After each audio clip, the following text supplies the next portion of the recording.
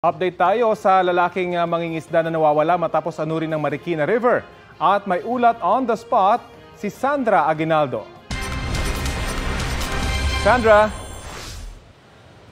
Yes, Rafi, patuloy nga na hinahanap ng Marikina Rescue Team yung lalaking pinaniniwalaang nalunod sa kasagsagan ng pag-ulan kahapon at mataas na level ng tubig ng Marikina River. Kanina nga po ay nasaksihan natin yung pag-iikot ng Marikina Rescue Team para nga magalugad itong kahabaan ng Marikina River mula doon sa Barangay Tumana kung saan siya huling nakita papunta doon sa bandang floodway sa Pasig at iniikutan din ng rescue team na ito. Batay sa paunang report, mangingisda sana ang lalaki na nasa edad 22 anyos kaya sinasabing tumalon umano siya sa ilog. Pero dahil sa lakas ng agos ay pinaniniwalaang inanod na siya at hindi na nakita mula 3:30 ng hapon kahapon. Sinusuyod po ng bangka ang gilid-gilid at iniikutan hanggang floodway nga para subukan. Paulit-ulit po daw yung gagawin ngayong buong maghapon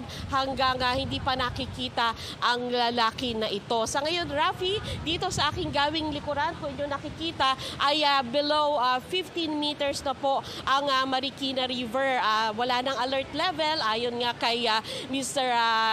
Dave David, ng head ng Marikina Rescue Team. Pero ang sinasabi niya ay patuloy silang nakabantay dahil gusto nila umabot talaga sa 13 meters para masabi talagang normal na yung sitwasyon dito. At ngayon, Rafi, nakikita natin medyo makulimlim bagamat tumigil na po ang pag-ulan dito sa Marikina City. Rafi?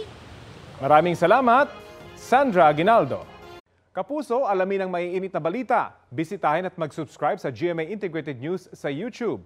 Sa mga kapuso abroad, samahan nyo kami sa GMA Pinoy TV at sa www.gmanews.tv.